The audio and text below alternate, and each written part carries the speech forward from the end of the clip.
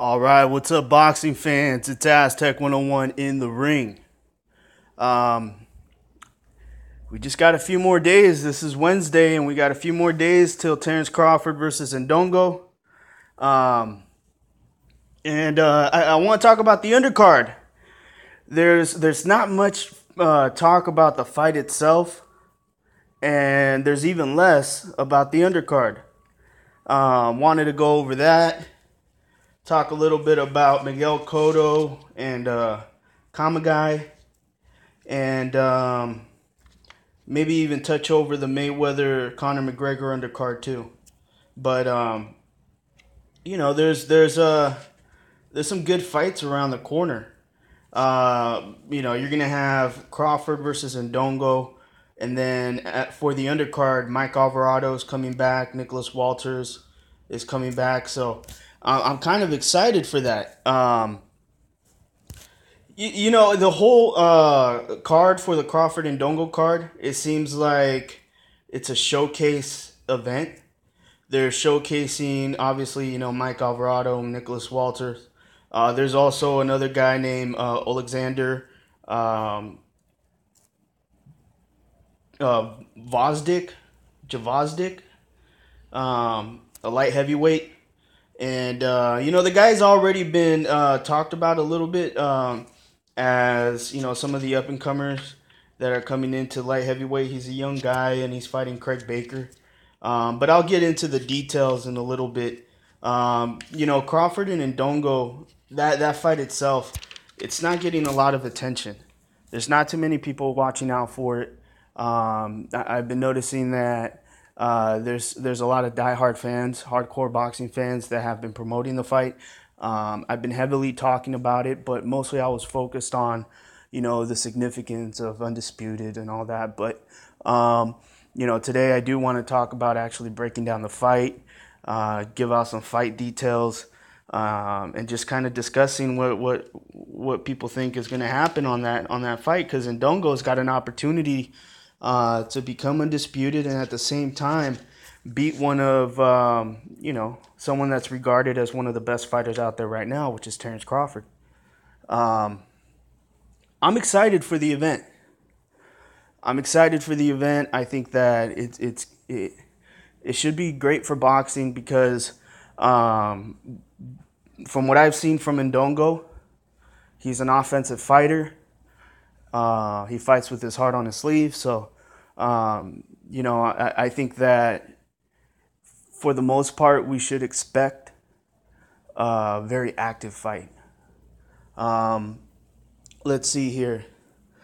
I haven't been really doing videos for the past couple days. So I don't think I'm going to get too many people joining in, but just in case, I think I'm going to, let's see here. I think I'm going to share this, see if I can get some viewers out, start discussing this. I'm also going to smoke a blunt with you guys. 1 second. Let's see here.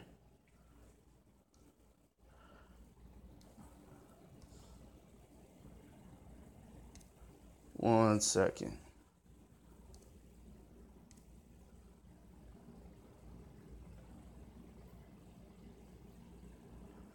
All right. I'm also going to share, let's see, Google Plus. I got a few. I don't know if you guys are, some of you boxing fans are Google Plus, but I recommend you link up with Boxing United.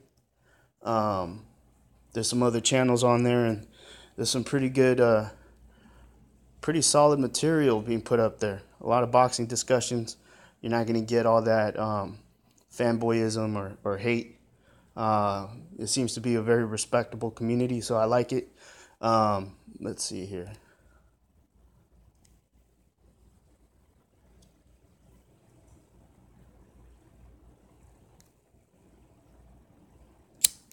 All right.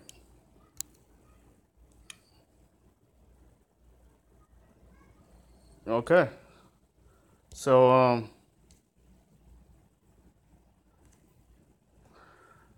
I'm up and running. All right. So I sent that out there. I guess let me just kick it off. I'm just going to kick this off as if it's It's one of the videos I record.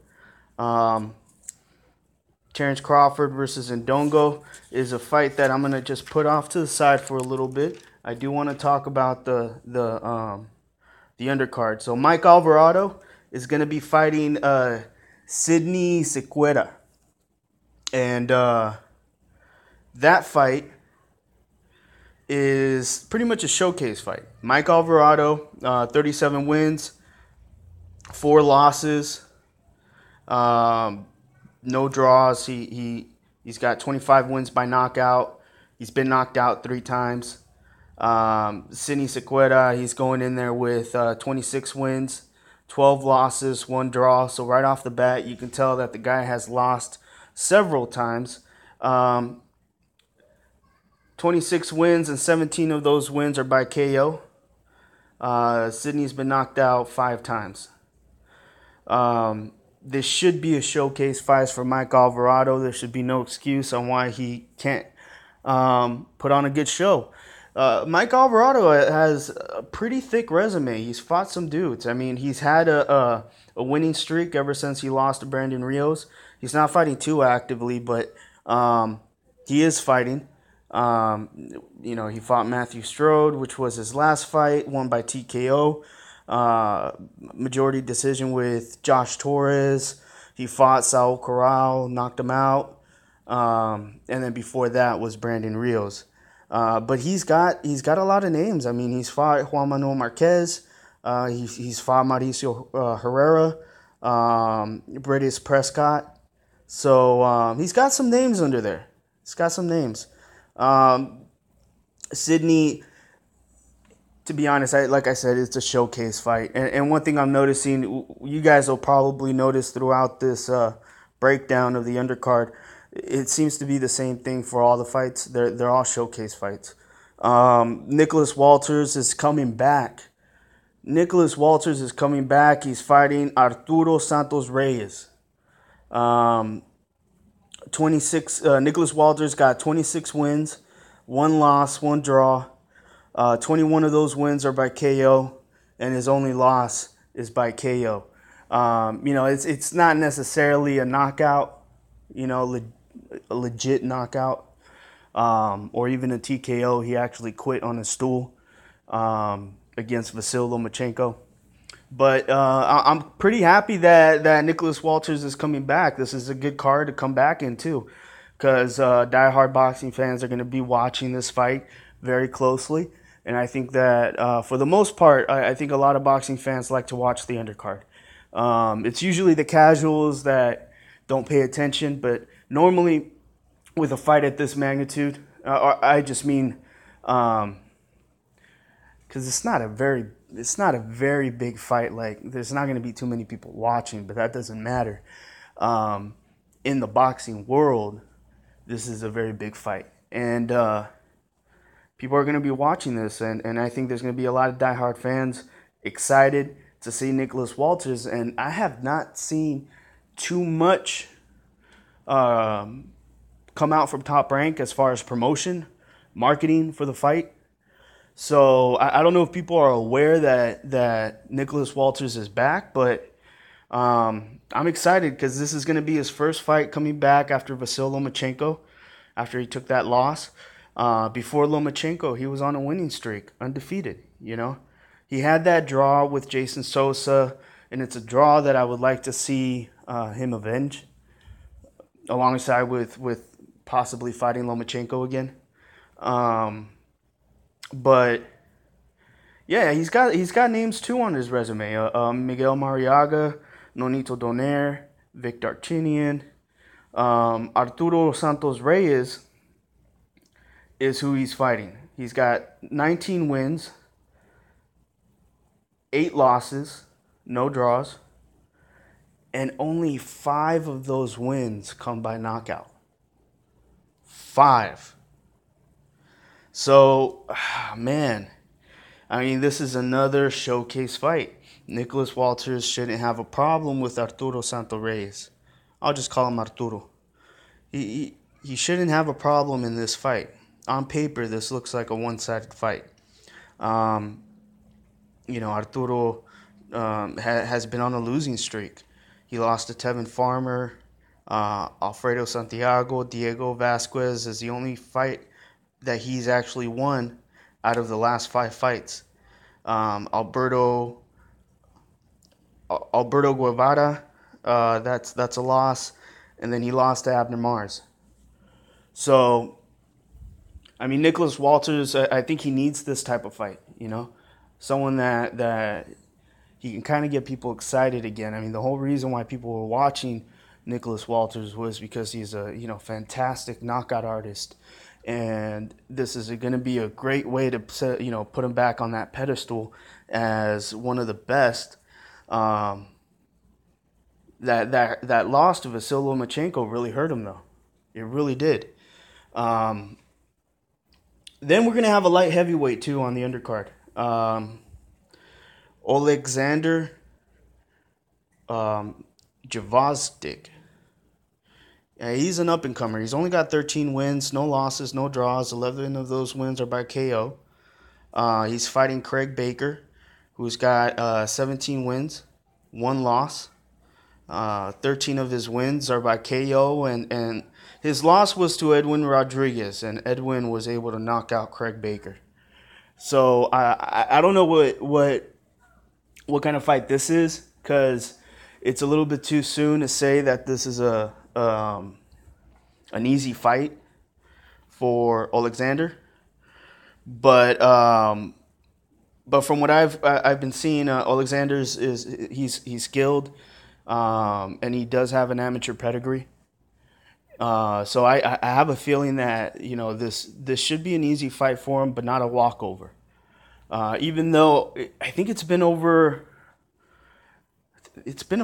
while since Craig Baker fought. I think within the last 2 years he's only fought once. So he's kind of in a tough spot, man. He's going to be fighting a young gun that's looking to make a name for himself. But I'm excited for the Nicholas Walters fight. Mike Alvarado, I mean, I like the guy. I think he'd be a good test for some of these fighters that are around his weight division. It'd be nice to see him. Maybe they might make a Mike Alvarado versus fucking, I don't know, Andre Berto, or I don't know. You can match him up with some of these guys that would like to get a solid win against a name that people recognize. Mike Alvarado would be that guy, and he's a wild card, There's a good chance that he might come out and win a few of those fights against high-level opposition. He might lose, I do want to talk about Terence Crawford, though. I saw a quote. I was reading Boxing Scene, and they were quoting him from an interview that was posted on Reddit. Crawford was talking about Mikey Garcia, because he was asked, if that fight was possible.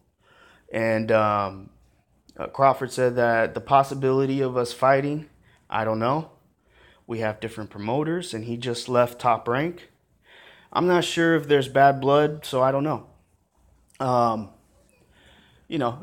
It's not nothing much to say about that kind of response. It seems pretty factual. I mean, I'm sure he would want to fight Mikey Garcia.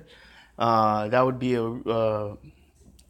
the type of fight that you can actually sell on a pay-per-view card. You know what I mean? But he's just stating the facts. He's stating the same thing that Mikey Garcia said. So it all depends on how Top Rank is looking to maneuver Terence Crawford. Because from that same article, they were also talking about how there's a good chance that after this fight, if Terence Crawford wins, he might let go of the IBF belt and not fight Lipinets. Because that's kind of the whole situation with the IBF. The IBF is allowing Indongo to unify, right? And Lipinets is taking a step to the side, so the fight will happen. But But Terence Crawford is obviously filled with a whole bunch of opportunities. I mean, he doesn't even have to keep any of the belts. He can move up to 147. And it's something that he's considering. He's talked about Keith Thurman, Errol Spence, and obviously, I'm sure he's now looking at Jeff Horn. I'm sure he looks at Jeff Horn as food. Jeff Horn is this new champion that, if he ends up keeping that belt in a rematch with Manny Pacquiao, I'm sure that would be a great in-house fight for Terence Crawford. And he might make just as much money with Manny Pacquiao and Jeff Horn, Because the whole thing is that even though as a whole, a Manny Pacquiao fight will bring in more money, but Manny Pacquiao will be an A side taking the majority of the earnings, So, I think they could still sell the Jeff Horn fight, and Crawford will be closer to A side, and he'll get a higher percentage. He'll get a higher percentage of a smaller amount, so it might end up coming out to about the same, rather than having a very small percentage of a large amount. So it just depends on what happens between Pacquiao and Jeff Horn. I don't know how many people are excited about that fight possibly happening, but the rematch is around the corner. They're going to do it. They're not going to let that slide. Bob Arum likes to do those trilogies. He loves those trilogies. Let's see here. Other than the undercard, there's also going to be this month the Floyd Mayweather-Conor McGregor. And they have a pretty good undercard too. I mean, Gervonta Davis is fighting Francisco Fonseca. I don't think he's rated top 5. I don't think he's top 5. But yeah, he's ranked number 7. He's ranked number 7. So, this should still be a good fight for Gervonta Davis. I don't like that Gervonta Davis isn't outspoken about, wanting to fight Lomachenko, even if it's something that, I think at this point, when you're building up, obviously you do have to listen to your manager and listen to your promoter. But I think that let the promoter make all the smart decisions. You go out there, and when you're in front of the public, you sell yourself and you say you want to fight everyone. And Gervonta Davis was recently asked if he was going to fight Lomachenko, and he kind of didn't answer he really didn't answer the question like people would have expected him to. He said, we're two different parts of our career. He has to rush it. I don't. I'm young. So, there's a good chance that Gervonta Davis is going to be comfortable taking a back seat, letting his promoter call all the shots, and he listened to what Floyd said. Floyd probably told him exactly what he's repeating to the reporter. Problem is that that's probably something Floyd expected, him to consider, not to repeat. You know what I mean? When you're in front of the reporter, you're supposed to put on a face and sell your future fights, sell yourself. And that was just kind of a missed opportunity from Gervonta Davis, but I think that's a learning experience. I don't think he's used to having cameras in his face and someone asking him what he's planning on doing. He's probably just answering honestly, and in this business, you can't be 100% honest. You have to tweak the truth a little bit. Let's see here. So yeah, we're gonna have Gervonta Davis. Then there's gonna be Nathan Cleverly versus Bodou Jack, which is gonna be a really good fight. I expect that to be a real fight. That's a really good fight. Then there's gonna be which I think is a cruiserweight fight: Andrew Tabiti versus Steve Cunningham. One thing I noticed too is the same night is going to be Shawn Porter versus Thomas Delorme. and that's going to be in the T-Mobile Arena alongside with Floyd Mayweather versus Conor McGregor. But Shawn Porter versus Delorme is on Fox, while, obviously the Floyd Mayweather fight is going to be on pay-per-view. So I don't know why they didn't just include that fight onto the card. Maybe they're Al Heyman's trying to cover all bases and make sure that he doesn't let anything slide, and he tries to get I don't know what the point is. I would have put Shawn Porter onto the undercard of Floyd Mayweather, Conor McGregor. I mean, it looks like the people that are there to watch it live are probably going to be able to catch that fight. I don't think they're selling separate tickets for both, as if they're two different events.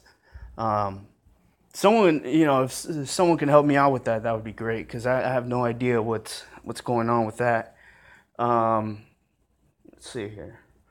Same night, Golden Boy Promotions is going to put on a fight. Miguel Cotto versus Kamagai. I think that's an exciting fight. I think the action's going to be there. But, realistically, I'm actually looking at the undercard. I'm looking at the co-main event, which is going to be Ray Vargas versus Ronnie Rios. Ray Vargas, he's undefeated right now. He's in the same weight division as Guillermo Rigondeaux. So I want to see what Ray Vargas is all about. Ronnie Rios, he's ranked. The WBC, this is going to be for the WBC title. So from what I'm noticing, well, this is a title defense for Ray Vargas, because right now Ray Vargas holds a WBC title. But Ronnie Rios, he's number 3 ranked in the WBC, so obviously he's fighting someone in the top 5. And I'm looking at the WBC rankings, and they're stacked right now. The top 5 is going to be number 1 is Julio Ceja. Number 2 is Hugo Ruiz. Number 3 is Ronnie Rios. Number 4, Diego De La Hoya. And number 5, Cesar Juarez. So there's some names right now under the WBC where you can mix them up however you want, and they all should be really good fights. What's going to happen is Guillermo Rigondeaux going to notice any of these guys? I mean, he can't just sit there wait on Lomachenko. I don't think that's a good idea. Waiting on Lomachenko and just trying to have that one fight doesn't make any sense. I understand going for the fight. I just don't understand missing out opportunities by not acknowledging the other champions in your division. So might as well, try to get everyone's name included, so that way, if one fails, you have a plan B and a plan C. But it seems like he's putting all his eggs in one basket and going for Lomachenko. I mean, I've been hearing that Lomachenko said that his next fight is going to be between Guillermo Rigondeaux or Salido. So I don't know. I think he might go the Guillermo Rigondeaux route. But they're both asking for money. They're both asking for a lot of money. I think that Guillermo Rigondeaux already made it clear. He said that if he's not getting paid more than what he got paid to fight Nonito Donaire, then he's not going to do it. So, I mean, it's not something that we really care about as boxing fans. Handle that on the back end, but they're exposing everything through Twitter nowadays. So now we get to see what these backdoor conversations look like. But to be honest, it really doesn't matter. At the end of the day, this is not really a big fight, as in it's not going to be a pay-per-view event. I don't think you can really sell it that way. And Guillermo Rigondeaux, if he really wants to fight Lomachenko, fucking just fight him. If you get offered $500,000 to fight Lomachenko, you get offered $500,000, and you turn that shit down. Who the fuck is he? He's not making that kind of money, consistently. He's not even fighting consistently. Take the fucking money, man. Once you take that $500,000, there's a good chance that he might be able to come back and fight, Jesse Magdaleno, Ray Vargas, against a Mexican fighter. I think he'll get more. I think he'll get more money. I think it'll do better. I'm sorry, but I really do. I think you put these fights in Southern California, and they'll sell out. They'll sell out.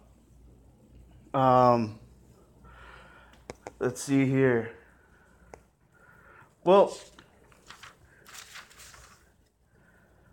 that's pretty much it. I'm going to light a blunt. I didn't get to light it while I was talking, but it seems like usually I do these live streams. Well, I can't say usually because I just started last week, but I've been doing it around noon, 1 o'clock, and it's been a couple days. It's been like fucking four days since my last live stream, so I'm not getting too many people jumping on, but I'm gonna start doing this a little bit more often, definitely. Now, as far as like the Crawford Indongo fight, I'm gonna stick to my original prediction. I am gonna be rooting for Indongo to go in and pick up the upset. But I highly doubt that's gonna happen. Oh, what's up, Newton? Shawn Newton, Terence Crawford inside 6. Yeah, I think so. Indongo is there to get hit, man. Indongo's there to get hit. I've been watching him, at least some of the footage. He looks great hitting the mitts, But we've seen that before. You get guys that look great when they're in front of a punching bag or they're hitting the speed bag. They look amazing. But they're not able to really pull the trigger against high-level competition when they're actually in the ring. And this is going to be on a different level. I don't think Indongo is, he's not accustomed to this kind of attention. I'm sure he's hungry for it, but I don't know if he's going to be able to pull it off. He could be countered, and Terence Crawford will do that. He hasn't fought at this level. Exactly. Terence Crawford doesn't have the best defense. He's got great offense. He's able to switch between southpaw and orthodox, do all that. He can jab with both arms. Perfect. That's fine. But that's the only reason why I think the upset can happen. Because Terence Crawford, he's great offensively. It's his defense that I'm worried about. Indongo likes to just let his hands loose. He just likes to let go. But I think that with that reach, Terence Crawford is going to see those punches coming a mile away. And Indongo is just not accurate. He's not accurate. He's the kind of guy that throws a 5-6 punch combination and he lands maybe 1 or 2, but they're not landing flush. They're not landing clean. With someone like Terence Crawford who moves around the ring fairly well. The way that Terence Crawford was able to fight a guy like Gamboa, who is, throws punches and combinations, and he's very strong. Indongo doesn't throw as many punches as Gamboa. So I think this might be an easy fight. It might be like Victor Postol, Victor Postol, but with a knockout. Let's see here. I hope Terence Crawford fights Mikey on pay-per-view next. That's the fight Terence Crawford needs to push him to the next level. I don't know if you jumped in when I was talking about Terence Crawford and Mikey Garcia, but if you go to boxingscene.com now, there's an article where they talk about, I guess Reddit did an interview with Crawford. And yeah, go check it out. And he mentions Mikey Garcia. He said the possibility for us fighting, I don't know. We have different promoters, and he just left Top Rank. I'm not sure if there's bad blood, so I don't know. And that's coming from Terence Crawford, right? He's pretty much repeating what Mikey Garcia said after the fight.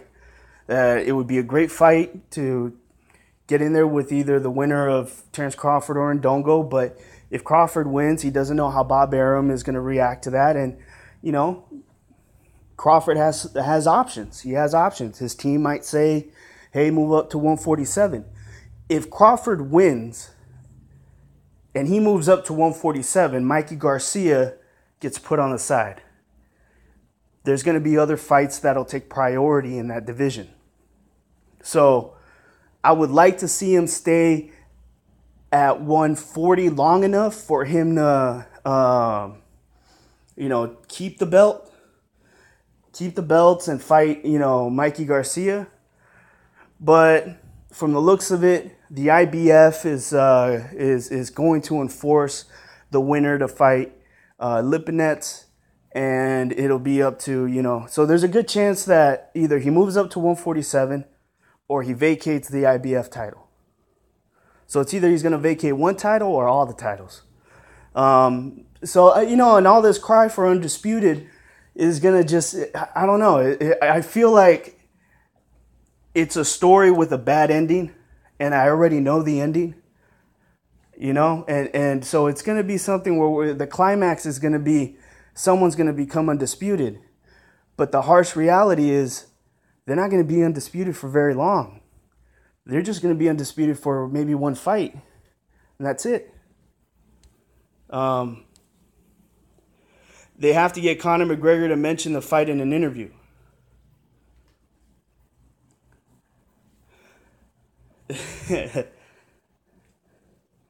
This undisputed stuff never works. Belts will always get fractured. Yeah. 4 titles. 4 titles. The WBA has a super champ and a regular champ. Sometimes there's fucking 5 number 1 contenders. How is Crawford going to be able to handle all that and be able to keep all the belts? And it's still a business. Like, we're just going to have to realize that, I get what people are saying. They're saying that if there's one guy holding all the titles, then he has to fight, certain champions or whatever. Which I get it. I understand. But the problem I have with it is it doesn't solve anything, because with 5 number 1 contenders, it doesn't stop the champion from picking and choosing who his next opponent is. Actually, it makes it easier for him because there's no one disputing him. You know what I mean? Like, that, having that other champion walk around kind of forces the fighter to step up his level of competition, because now you got someone competing. But when you're holding all the belts and you're the one guy that you can call yourself champion, well, then what's going to stop that guy from saying, you know what, fuck it, I'm going to go from fighting 3 times a year to just fighting once a year. And I'm going to hold these belts hostage, and I'll fight one of the number 1 contenders once per year. I mean, shit, I saw Floyd Mayweather do that, and he didn't have all the belts. But for damn sure, he would hold on and he would keep titles, and he never defended his what was it, the WBC? Was it the WBC or WBA? I think it was the WBA super welterweight, junior middleweight, a championship belt. He never defended that. He won it from Canelo, but it kind of held it hostage for a few years. And now Erislandy Lara has it, and he hasn't done shit with it. Let me see. Ring Magazine needs to earn the respect again of fans, to be the real rankings of boxing fans, to basically make the sanctioning bodies nothing more than contenders. So I see what you're saying. So if Ring Magazine can get respect again, then the Ring Magazine title will become the true champion, and all the other titles are just contenders. I mean, I get it, but the problem is that, you know, there's a harsh reality that, you know, prize fighting, you know, it's not a tournament. It doesn't work the same way whenever there's, you know, like let's say you have the Super Bowl and you have, you know, Super Bowl rings on the line, or you know, you have a trophy at the end of a tournament. It's a little bit different with boxing. They still need to sell the fights, and the fact is that people really won't tune in to a main event that isn't a championship fight. When they see the last two guys fighting, like, you know, they watch the undercard and they see the last two guys fighting, they want to see a belt on the line. They want to see a champion crowned. And they have to do this in every division. So it opens up for all these different titles to show up, because in the end, it helps sell fights. In the end, it hurts and helps boxing at the same time. So as boxing fans, we stand to get paid absolutely nothing from the belt. You know, we're not making money off, you know, how much the fight will bring in at the gate, how many people are sitting down actually watching the fight live. We make absolutely no money off that. So we actually invest into it. So our priorities are a little bit different. We want to see a clearer picture. We want to see one champion. We say that. But then at the end of the day, they're looking at their fights being sold and they're saying, hey, guess what? You know, I can have Mikey Garcia versus Adrian Broner. But if there's a belt on the line, I can sell this as a championship fight, and it's proven that I'll make more money. Let's see.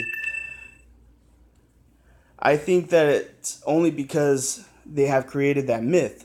If the number one contender is fighting the number two contender to earn a title shot, people will get it. You know, they're really not selling when they sell fights. Very rarely do they sell to the hardcore boxing fan. You know, to the hardcore boxing fan that, you know, looks up the WBC rankings, the IBF rankings, to the guys that know the caliber of opponents that are in the ring, you know. So when they sell a fight, they're not selling to us. They're selling to the casual. That's who they're really selling. That's the entire job of the promoter. It's like you already got these fans. They're already locked in. There's nothing I can say or do that'll convince them to watch a fight. You get hardcore boxing fans. You mention two names, and within 2 seconds, the boxing fan knows if he wants to see that fight or not. You know what I mean? But the casual needs a little bit more convincing. You know, he needs a little bit more convincing in that title, just having that title on the line. For some reason, they know that it works. It's a marketing scheme, and it helps sell fights. So all these other organizations have just created all these extra titles, international, intercontinental, the youth championship. You know, you'll have a Latin American champion. You'll have a silver belt. You'll have a super champ and a regular champ. Each one is trying to get out as many belts as they can, because it's not just they're trying to get their hands on fights and trying to get that sanctioning fee, but promoters are saying, hey, IBF, it would be nice if you guys can come up with a belt, because I got this fight against two guys that don't hold titles, but I think I can get more off this fight if there's a title on the line. Is there any title available that these guys can fight for? Any vacant title? You know what I mean? And that's what happens.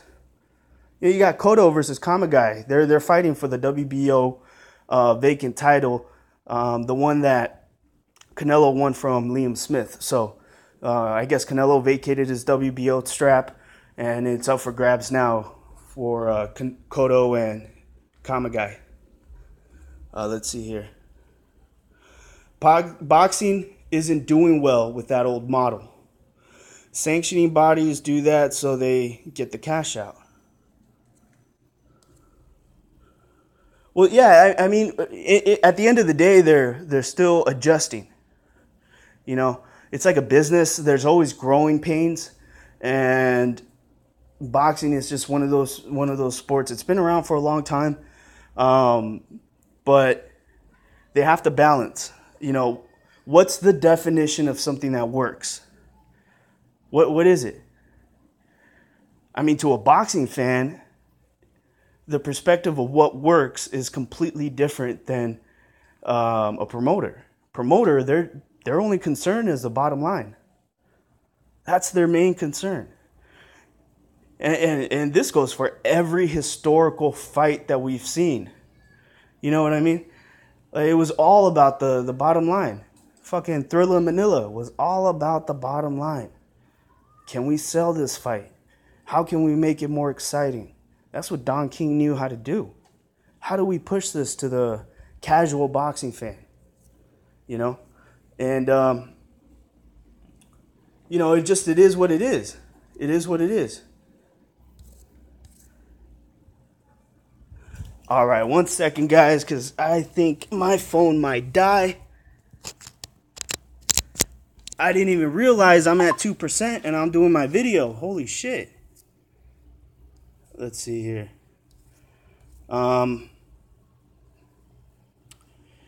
Yeah, this model has been around over 20 years and has been failing till this year, where they have started to give quality.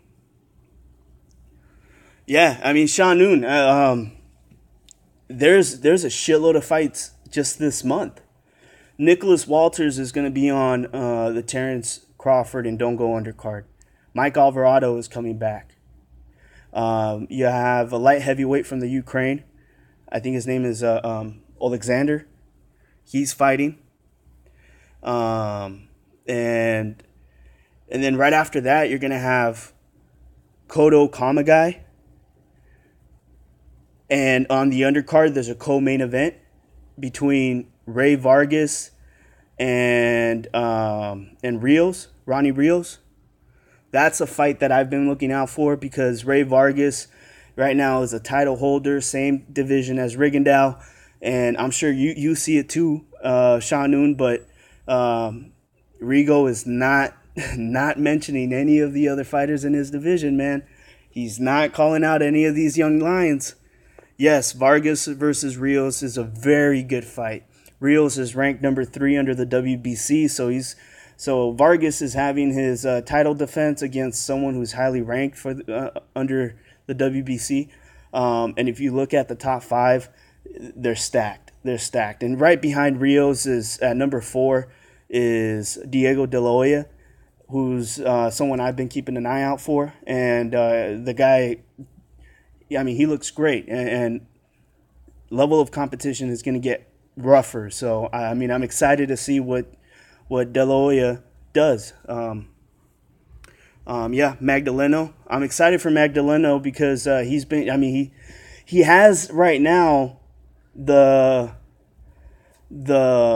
like opponent of, you know, Nonito Donaire, which is a like opponent to, Guillermo Rigondeaux and Nicolas Walters.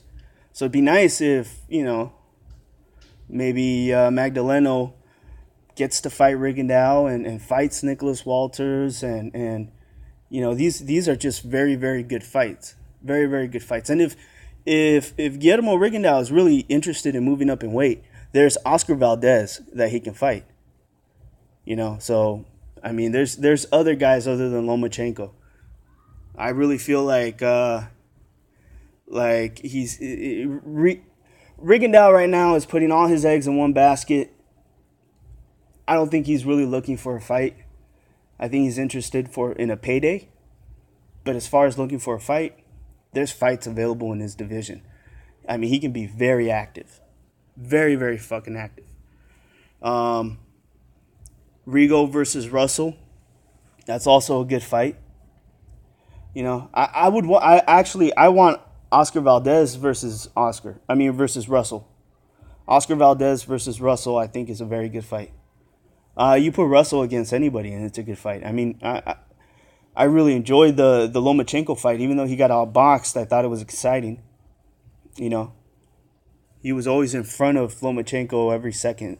He took a lot of punishment, but it was a very, very good fight.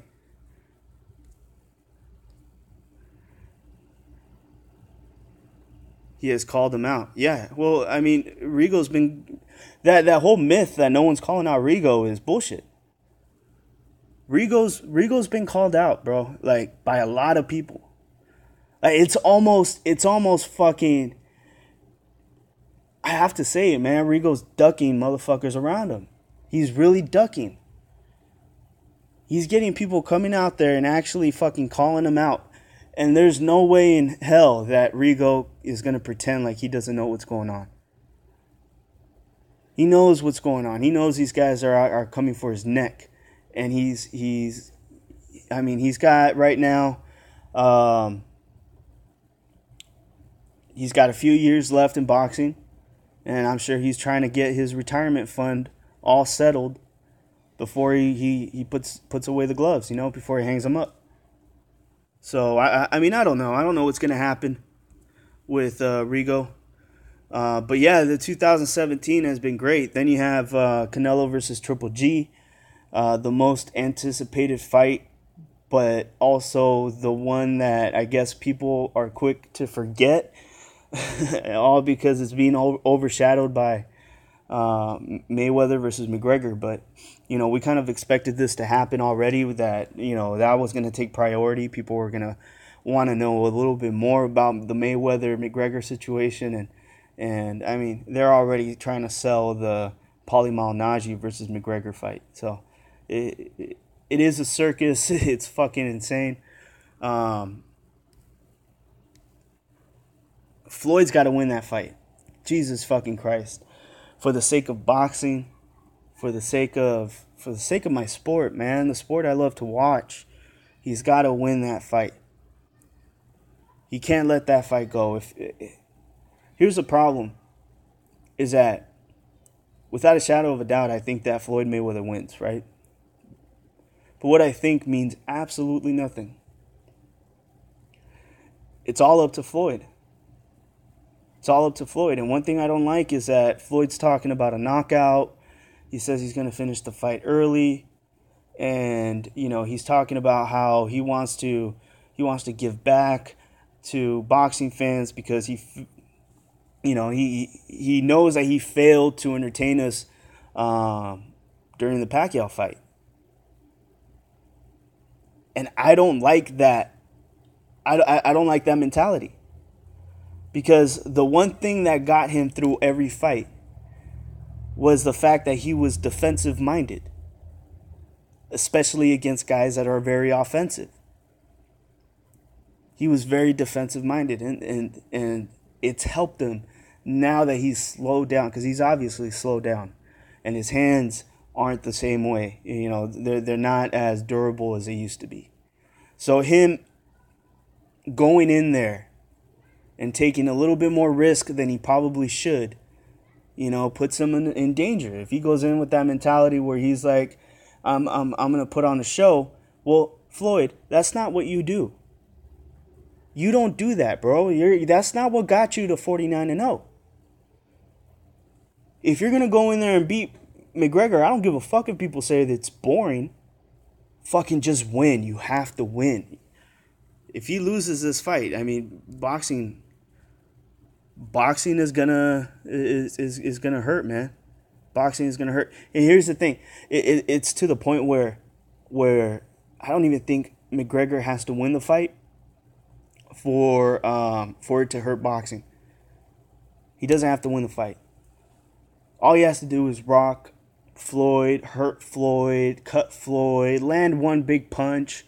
The punch that Maidana landed on Floyd in their second fight. If McGregor duplicates that and is able to land a punch like that, similar to it, even if it continues, like it goes all 12 rounds, but in the fifth, McGregor lands a big punch right before the bell. That'll hurt boxing. People are gonna walk away with that like, like a win, like it's a win. John Castellanos, what's up, man? They approved the 8-ounce gloves. I mean, I don't know. I don't know if I think that's good. I think it'll make Floyd's hands faster. There's not going to be that much weight at the end of his arms, so he should be able to let his hands go just a little bit faster. And I'm telling you, when you switch from 12 ounces to 10, it makes a huge difference. I mean, the bigger gloves that you would use, for sparring and shit, it makes a fucking huge difference. You do feel like you, it's kind of that effect that you have when you practice with a medicine ball, and then you pick up a basketball and you're like, holy shit, it feels like I'm carrying a feather, Zapata boxing, fucking drop kick. Bro, man, I don't know. I don't think he's going to risk his fucking fight to drop kick Floyd. I don't think so, but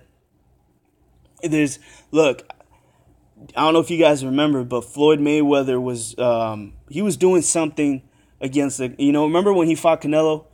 And there was that one moment where Canelo punched Floyd Mayweather in the leg, in the thigh.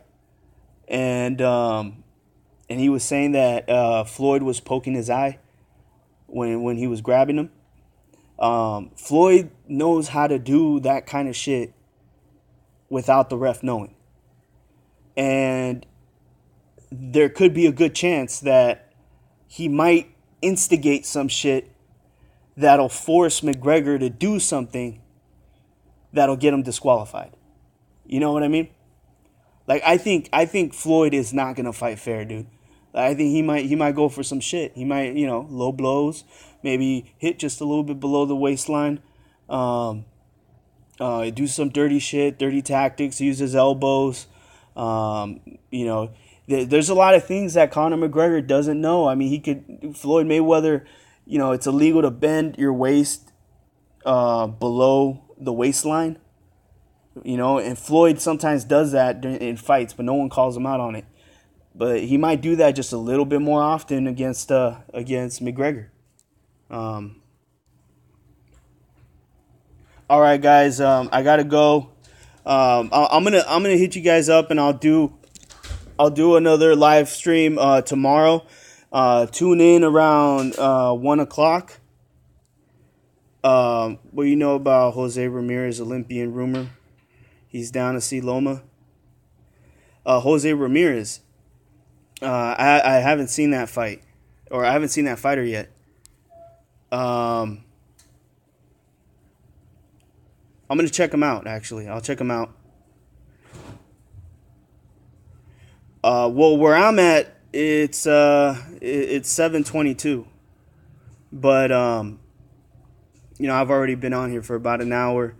But tomorrow I'm on Pacific time. So tomorrow, I'll say noon or 1 o'clock. Let's do around 1. I'm gonna put out a little 30-second video letting you guys know that in 30 minutes I'm gonna do a live stream. So I'll give everyone a heads up 30 minutes in advance, and I'll do another live stream tomorrow. But yeah, have a good Wednesday. Peace out, guys.